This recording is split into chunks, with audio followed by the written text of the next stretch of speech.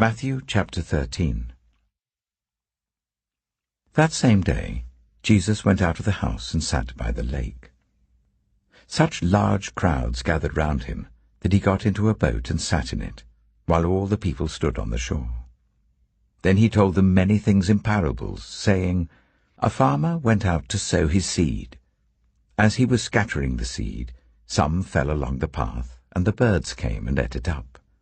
Some fell on rocky places, where it did not have much soil.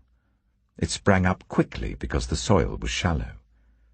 But when the sun came up, the plants were scorched, and they withered because they had no root. Other seed fell among thorns, which grew up and choked the plants.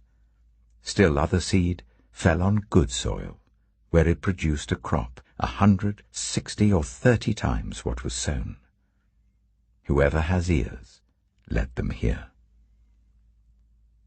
The disciples came to him and asked, Why do you speak to the people in parables? He replied, Because the knowledge of the secrets of the kingdom of heaven has been given to you, but not to them. Whoever has will be given more, and they will have an abundance.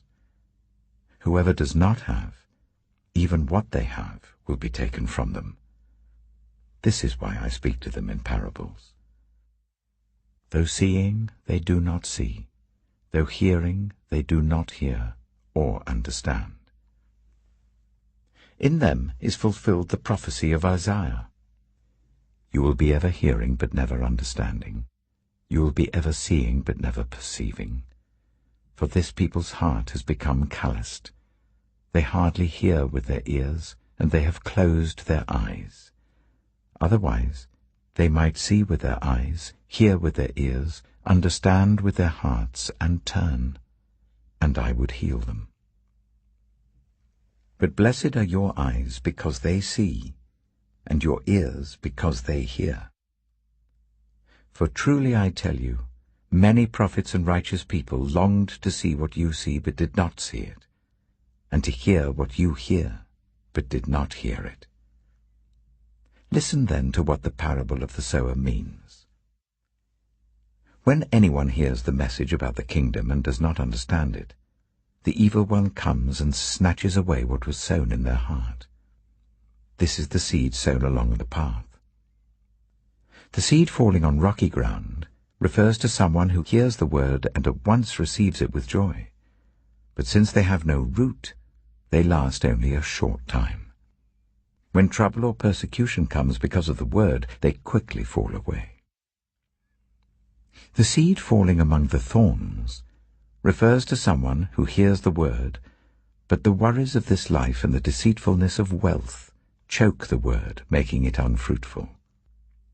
But the seed falling on good soil refers to someone who hears the word and understands it.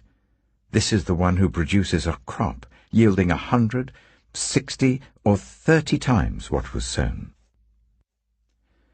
Jesus told them another parable. The kingdom of heaven is like a man who sowed good seed in his field. But while everyone was sleeping, his enemy came and sowed weeds among the wheat and went away. When the wheat sprouted and formed ears, then the weeds also appeared. The owner's servants came to him and said, Sir, didn't you sow good seed in your field? Where then did the weeds come from? An enemy did this, he replied. The servants asked him, Do you want us to go and pull them up? No, he answered, because while you're pulling up the weeds, you may uproot the wheat with them. Let both grow together until the harvest. At that time I will tell the harvesters, First collect the weeds and tie them in bundles to be burned. Then gather the wheat and bring it into my barn. He told them another parable. The kingdom of heaven is like a mustard seed, which a man took and planted in his field. Though it is the smallest of all seeds, yet when it grows, it is the largest of garden plants and becomes a tree, so that the birds come and perch in its branches. He told them still another parable. The kingdom of heaven is like yeast that a woman took and mixed into about 30 kilograms of flour until it worked all through the dough. Jesus spoke all these things to the crowd in parables. He did not say anything to them without using a parable. So was fulfilled what was spoken through the prophet, "I will open my mouth in parables. I will utter things hidden since the creation of the world." Then he left the crowd and went into the house. His disciples came to him and said, "Explain to us the parable of the weeds in the field." He answered, "The one who sowed the good seed is the Son of Man. The field is the world, and the good seed stands for the people of the kingdom. The weeds are the people of the evil one, and the enemy who sows them is the devil. The harvest is the end of the age, and the harvesters are angels. As the weeds are pulled up and burned in the fire, so it will be at the end of the age. The Son of Man will send out his angels, and they will weed out of his kingdom everything that causes sin and all who do evil. They will throw them into the blazing furnace, where there will be weeping and gnashing of teeth. Then the righteous will shine like the sun in the kingdom of their Father. Whoever has ears, let them hear." The kingdom of heaven is like treasure hidden in a field. When a man found it, he hid it again, and then in his joy went and sold all he had and bought that field. Again, the kingdom of heaven is like a merchant looking for fine pearls. When he found one of great value, he went away and sold everything he had and bought it. Once again, the kingdom of heaven is like a net that was let down into the lake and caught all kinds of fish. When it was full, the fishermen pulled it up on the shore. Then they sat down and collected the good fish in baskets, but threw the bad away. This is how it will be at the end of the age. The angels will come and separate the wicked from the righteous, and throw them into the blazing furnace, where there will be weeping and gnashing of teeth. "Have you understood all these things?"